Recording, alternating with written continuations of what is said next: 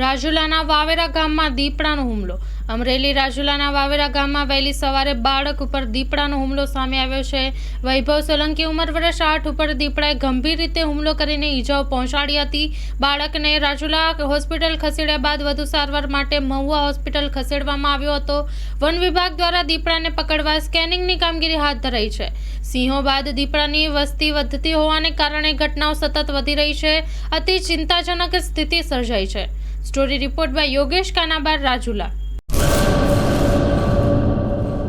કચ્છની પ્રજાનું માનીતું અને કચ્છની પ્રજાના સાથ સહકાર અને પ્રેમથી સાકાર થયેલું એલબી મોલ એટલે કે લુગડા બજાર ફેમિલી શોરૂમ. અમારું address Bhuj branch, Anam ring road, Bhuj, Kutch.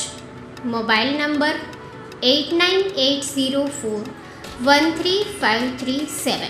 Mandvi branch, Nandanvan society, Mandvi, Bhuj highway, market યાર્ડની બાજુમાં, માંડવી, કચ્છ. Mobile number 6353695514. નોંધ: રવિવારે આખો દિવસ શોરૂમ ખુલ્લો રહેશે.